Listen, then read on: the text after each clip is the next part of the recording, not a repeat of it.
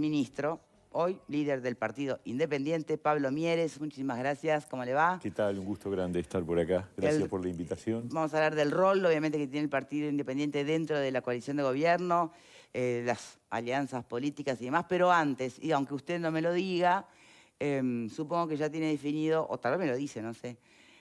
Hay como dos grupos dentro del Partido Independiente, ¿no? Está Gerardo Sotelo por un lado, Dardo Rodríguez por otro. Hay 5. Bueno, cinco candidatos. ¿5? Sí. Me faltan 3. Sí, Dígame sí. quiénes son. Sí, está Daniel Pérez, que es actualmente el subsecretario del Ministerio de Trabajo, Bien. además de Dardo Rodríguez y de Gerardo Sotelo. Sí.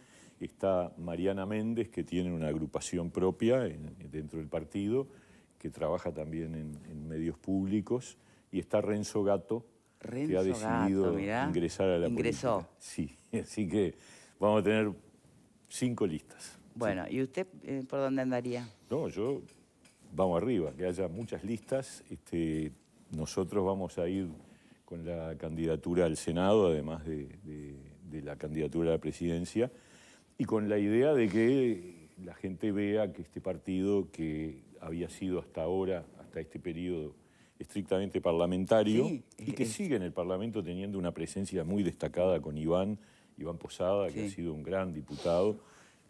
Además mostramos capacidad de gestión a nivel del Ejecutivo, digamos, no solo en el Ministerio de Trabajo, en el Instituto de la Mujer, en la Junta Nacional de Drogas, en la Oficina Nacional de Servicio Civil, en el Instituto de Evaluación Educativa.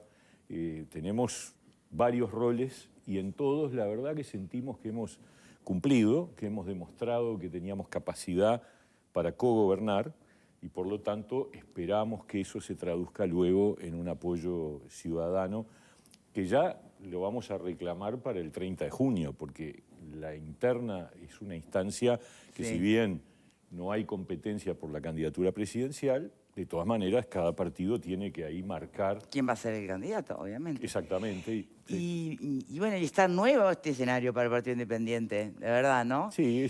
¿Qué tenor le van a dar a la campaña? ¿Qué le conviene a un partido en crecimiento, pero chico, con 5, bueno, ahora me entero que son 5 precandidaturas? En Montevideo. ¿Conviene marcar muchas diferencias entre sí? ¿Conviene ir por la sombrita? No, nosotros vamos a marcar nuestra presencia como partido. A ver, somos uno de los 4 partidos de la coalición y vamos a tener nuestros propios énfasis, prioridades. Desde ya les digo que la primera prioridad para nosotros es la reducción de la pobreza infantil de una vez por todas. Sí, pero me refiero a la interna, a la etapa interna. La interna son perfiles, cada uno tiene su perfil, cada uno va a desarrollar su planteo, cada uno tiene una historia además personal, pero no hay diferencias programáticas ni políticas. El partido simplemente lo que hace es, bueno, hay que elegir el diputado por Montevideo, abramos la competencia y que cada uno juegue su partido, digamos. Pero no hay atrás de esto perfiles, más allá de las personas y de las trayectorias que cada uno tiene, no hay diferencias ideológicas, no, por supuesto, y programáticas tampoco. Bien, los ejes de la campaña que van a desarrollar el PI.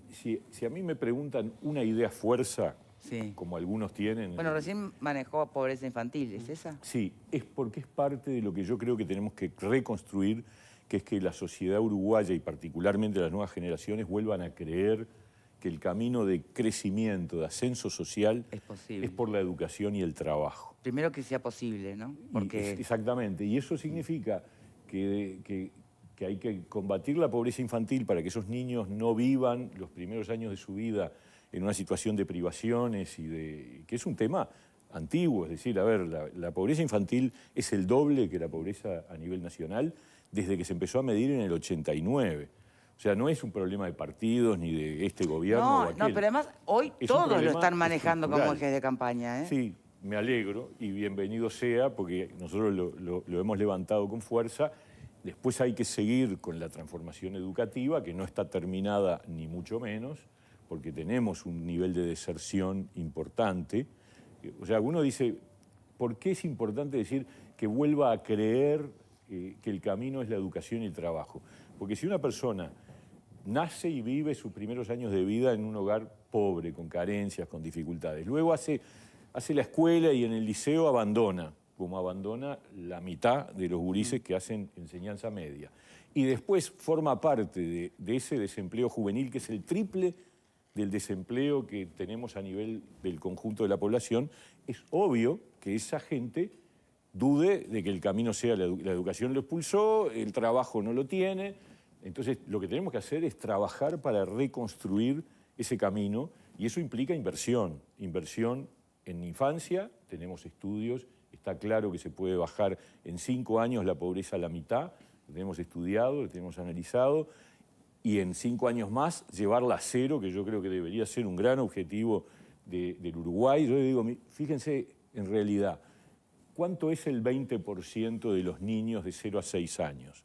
Son 36.000 niños que viven en no uno por hogar. O sea, hay 20.000 hogares. Con 20.000 hogares... Claro, porque hablar de pobreza infantil cero es hablar de pobreza cero.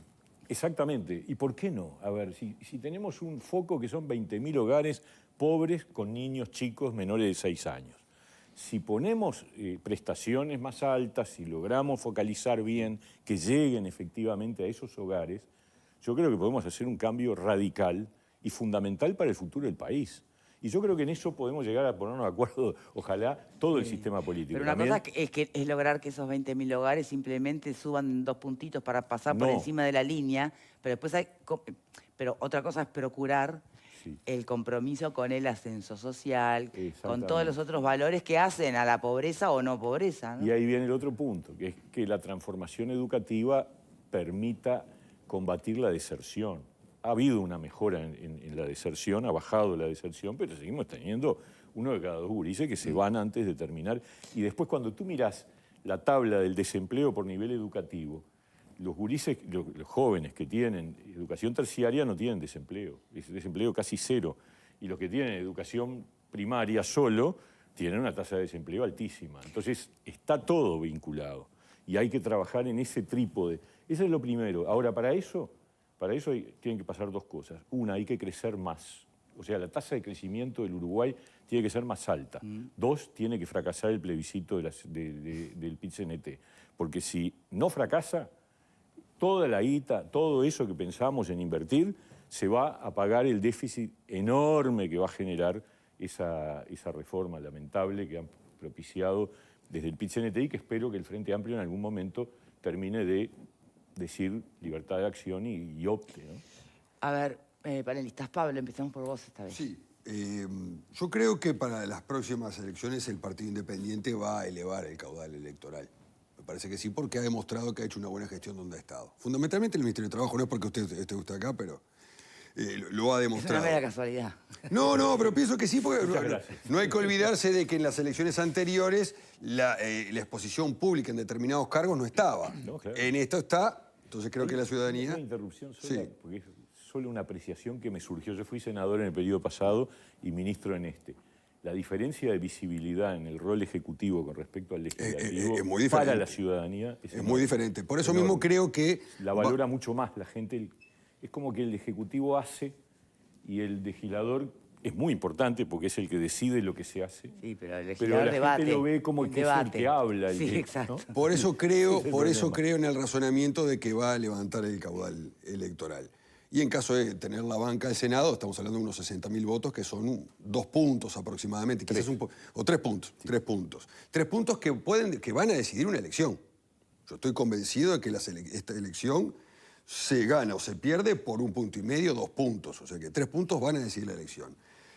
Estando en esa posición, el Partido Independiente va a exigirle a la coalición de gobierno, en caso de que gane, en este caso al Partido Nacional, algún punto en particular que sea una condición sine qua non para poder apoyar la coalición? A mí no me gusta plantear las cosas así, me parece que... Un poco más light. Nosotros vamos a poner arriba de la mesa prioridades. ¿Algún punto en particular? Estas son prioridades, ¿no? Evidentemente. ¿Algún punto particular que diga el Partido Independiente? Para nosotros prioritario ¿Qué no es negociable? Lo que no me gusta es plantearlo en términos, o se hace esto o no estamos. Me parece que ese no es el camino. Ese es el fracaso de la política, ¿no? Claro, si se entiende política por arte de negociar. Primero, cada cual juntará sus votos, todos tendremos nuestro caudal electoral, luego hay que hacer el acuerdo del nuevo compromiso por el país. En algún momento yo pensé que eso hubiera sido bueno hacerlo antes de la campaña electoral, pero era imposible. Bueno, después de la primera vuelta habrá una discusión como hubo en el 2019 y ahí nosotros vamos a poner arriba de la mesa las cosas que nos parecen más importantes.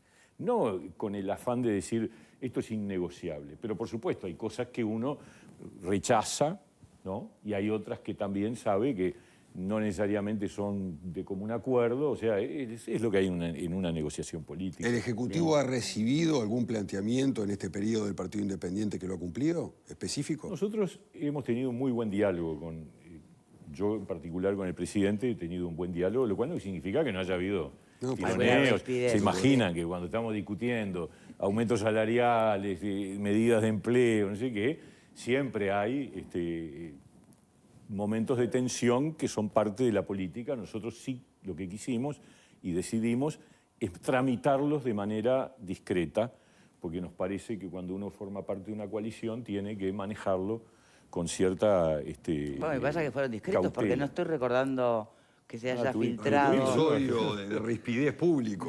Fuerte. No se ha dado, por lo menos públicamente. No se ha Públicamente dado. no se- Patricia. No se ha dado.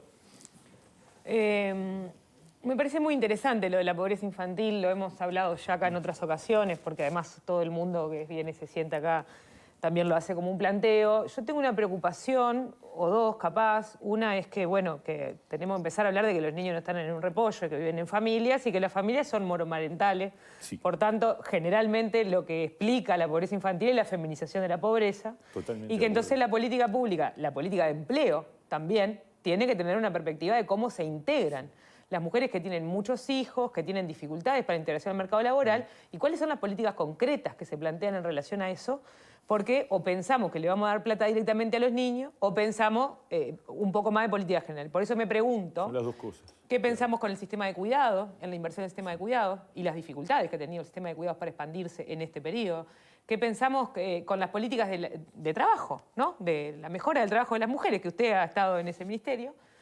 ¿Y cuáles son las propuestas concretas en relación a eso?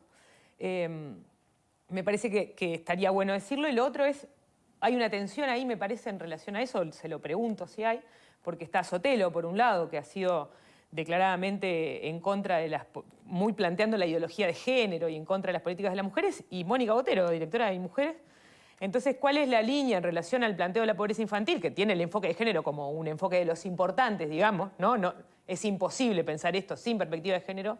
¿Cuál es el enfoque que define el partido? Sí, está claro que cuando hablamos de focalizar en hogares, estamos hablando, o sea, las transferencias no se dan a los niños, se dan a quienes están a cargo de los niños, que como tú bien decís, es muy mayoritariamente casos de hogares monoparentales. Por lo tanto, ahí estás apoyando no solo al niño, sino al niño con su madre, o a los niños con su madre. Eso es parte de una política de levantar los ingresos, que eso le va a permitir también a la madre tener más oportunidades de poder salir al mercado laboral, porque a veces el problema es que no tiene cómo hacer para dejar a sus niños, para poder obtener un trabajo. De todas maneras, yo creo que seguimos teniendo una brecha de equidad de género. Y aprovecho para decir, el Partido Independiente está comprometido con la bandera de la equidad de género. Y nosotros votamos la ley referida a la violencia hacia las mujeres, sí.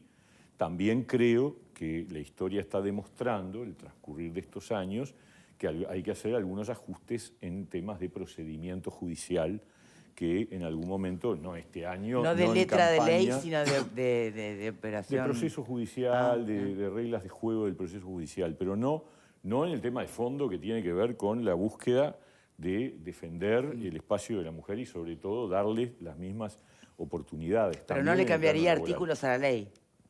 No busca cambiar la letra de la ley. No, algún artículo vinculado con el proceso que entonces están sí, en la claro, ley, claro, sí. sí. Pero son ajustes, no cuestionar la ley como tal. Parece que eso es importante decirlo porque es lo que pensamos. Por otro lado, la ley de promoción del empleo para sectores vulnerables que aprobamos en este periodo de gobierno tiene un diferencial de género. O sea, si la persona que es contratada por esa ley de promoción del empleo es mujer, tiene un subsidio mayor que si es varón.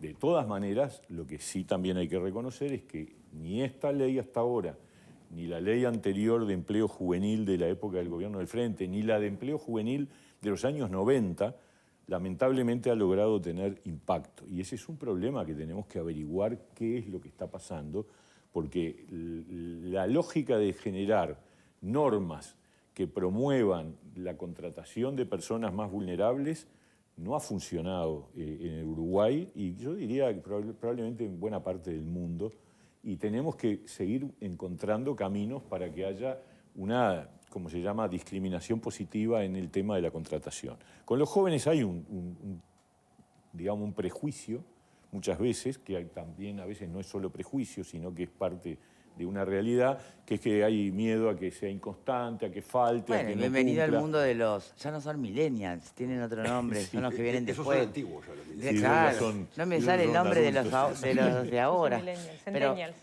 ¿Centennials? Sí, Bueno, y sí. hay un rotan tema mucho ahí. más, Yo creo sí. que tiene que ver con el tema educativo. A mí me parece que acá hay una imbricación que debería ser más fuerte entre la transformación educativa y el mundo del trabajo. Tiene que haber mucho más vinculación entre los contenidos educativos. ¿Más todavía? Sí. Sí. Bien. Yo- Y el yo sistema soy de muy cuidado, partidario- porque la cosa es cuidar también, ¿no? Y el problema de las Bueno, mujeres el tema de mayormente los es que un cuidados- invierno, mirá, vos tenés 4 hijos, un Sí, invierno, sí. ¿no? Tenés el invierno, se te empiezan a enfermar, ¿no? Que uno tiene gripe, el otro no podés ir a trabajar. Eso es un problema que tenemos las mujeres concretas, ¿no? Sí, sí, es ¿Cómo, verdad. bueno, cómo el Estado No, el se sistema pone arriba de la cuidados mesa? Es una asignatura que... Pasa que hay que pendiente- ponerle plata al sistema de cuidados. Bueno, pero el problema es que el modelo anterior, el del gobierno anterior, era insostenible desde el punto de ¿Y vista el modelo financiero. este? Y el modelo este todavía no está bien desarrollado. Yo creo que tenemos ahí un asunto pendiente. Se ha hecho mucho, pero tenemos que tratar de diseñar un sistema de cuidados con mayor profundidad, que sea sustentable, porque el otro no lo era, el anterior, el original, no lo era un barril sin fondo y además terminaba, y esto me compitió a mí. Con digamos. denuncias en el ministerio, sí, sí. Y sí. claro, porque ¿quién se hacía cargo Sí. cuando el cuidador dejaba de cuidar? O lo ¿Quién era hacía el mal. patrón, para decirlo O más lo claro? hacía mal. ¿Quién era el Sí. empleador? ¿El cuidado? No, el cuidado estaba subsidiado. El Estado, entonces el Estado tenía que pagar una fortuna. No sé si me explico. Ahí tenemos que encontrar una solución. Pepe. Agrego sobre políticas de empleo juvenil, Mieres, que la verdad que no fueron para nada malos los subsidios. Es bastante extraño de por qué no Es funcionó raro. eso, ¿no? Habría Incluso en el caso de primera experiencia laboral, nosotros le incorporamos un cambio que pensamos que iba a generar un movimiento, que era que si el empleador contrataba a una persona de 18 a 24 años, por un año tenía un subsidio, que es lo que estaba en la ley. Pero si lo mantenía empleado, exoneraba de aportes patronales Claro. hasta que cumpliera 25 años. Bueno, seguimos teniendo, el año pasado fueron 4.500 las personas, la gran mayoría jóvenes, mayoría mujeres, que fueron contratadas por ese subsidio. Pero no mueve la aguja, 4.500. No, claro. Quería preguntar por el tema de... bueno, se me fue ahora cuál era la pregunta, pero estaba vinculado a lo que tú venías hablando de pobreza infantil. Ahora enganché. 5 años, un periodo de 5 años, reducción del 50%. Sí. Trabajar sobre los 5 años restantes para lograr una reducción Pobreza total. cero. ¿De Sí. cuánto dinero estamos hablando de inversión? Y es plata, son como 400 millones de dólares En el periodo... en el periodo, sí. Que hay que ir colocándolos por año, ¿no? 400 en total, ¿no? Bien. Vale, falta. Sí, no parece una cifra irracional cuando se plantearon 50 millones en este periodo y está claro que implica, yo no sé si resolverlo del todo el problema, pero la realidad es que tratar el problema pensando en eliminarlo implica una mirada que obviamente no puede resolverse en un periodo de gobierno. ¿Te vas conforme del Ministerio de Trabajo? Contento. A ver, yo siempre trato de evitar la palabra satisfecho porque da la sensación de que no queda nada pendiente. Sí. Contento sí, por muchas cosas. Primero porque terminamos con números en materia de empleo mucho más altos que cuando empezamos. 74.000 puestos de trabajo más que en el 2019, tasa de actividad más alta, similar a la del 2014. Aumentó la formalidad 3,5 puntos con respecto a lo que era antes de, estamos hablando de 2019. La verdad, y bueno, y en materia de salarios, que tuvimos la caída del salario real en el 20, que fue acordada en Sí. un Consejo Superior Tripartito, cosa que yo siempre reconozco al PIT-CNT haber firmado un acuerdo que implicaba la posible caída del salario real, que cayó 4 puntos en un año, y luego dijimos nosotros la vamos a recuperar y terminamos esta gestión, y va a terminar la gestión del gobierno con el salario real arriba del 2019 promedio, 2 puntos arriba ya estaba, y va a seguir creciendo porque como la inflación viene bajo, y después también, bueno, la reforma de la Seguridad Social, que yo creo que el tiempo la va a demostrar como histórica, como un gran aporte a la sostenibilidad del sistema de seguridad social del Uruguay, y también con muy buena relación con los actores sociales. El otro día se hizo ahí un evento y ahí estaba Milton Castellanos del PIT-CNT, a título personal, por cierto, no es que fue el PIT-CNT, y estaba Julio Lestido, que es el presidente de la Cámara de Comercio, y estaba Alicia Maneiro, que es la presidenta de CUDECOP, y la verdad que uno siente, nada, que eso que dijimos cuando arrancamos, que es que iba a ser un ministerio de diálogo y que si había diferencias iba a haber más diálogo, lo cumplimos. Entonces, yo creo que el Uruguay es un Uruguay que tiene que seguir apostando a esas conexiones y lograr saltearse los riesgos de polarizaciones que terminan en situaciones que hemos visto en otros países y que son muy negativas. El Uruguay tiene un capital ahí y por eso me voy contento.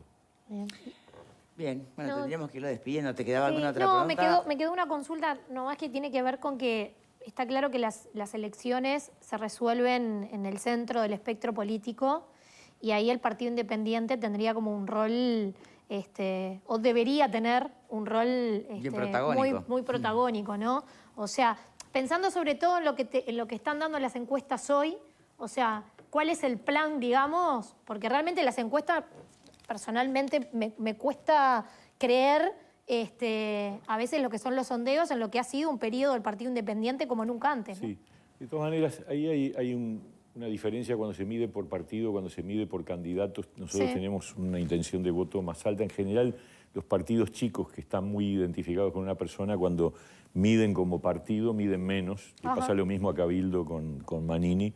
Cuando se incluye la candidatura de Manini, hay un aumento, y con el Partido Independiente pasa lo mismo. Yo creo que después de la interna, cuando quedemos en la cancha los 5, es decir, el del Frente y los 4 de la coalición, no tenemos fe. ¿Cómo está la relación con Manini, ya que lo nombrás? No fue buena al principio, tuvo sus momentos, ¿no? Y, bueno, tenemos diferencias programáticas notorias. Tenemos diferencias también de formas de actuar en la coalición. Está claro. Cuando yo digo nosotros tuvimos nuestros tironeos, pero manejamos de otra manera. Bueno, cada cual hace lo que le parece, pero no tenemos una buena relación. Y yo siempre digo, yo tuve en el equipo del Ministerio de Trabajo a un representante de Cabildo Abierto, que es el subdirector de Empleo, con el que trabajamos sin ningún tipo de problema, ¿no? Bien. Bueno, reflexión final, Mieres. La última consultita sería, ¿le interesa lo del comando de coalición para los plebiscitos? Yo creo que, que hay que trabajar a favor en contra del plebiscito del PIT-CNT y a favor de levantar la prohibición de los allanamientos nocturnos. Nosotros estamos en esa línea. Vamos a hacer nuestra campaña. Si además coordinamos, bienvenido sea. Nosotros no estamos en contra de coordinar. Tampoco nos parece que sea bueno estar encorsetando mucho esa campaña, porque cada uno va a jugar libre. Estamos en campaña, ¿no? Bien. Bueno, muchísimas gracias, de verdad, por habernos acompañado. Encantado, un gusto grande. No, por favor. Pablo Mieres, líder del Partido Independiente. Muchísimas gracias por habernos acompañado. Saludo enorme para todas las madres, las adoptivas, las biológicas, las de corazón, en todas esas formas tan diversas en las que una mujer puede maternar. Así que para todas, beso enorme. Y nos reencontramos el lunes. Chao, chao.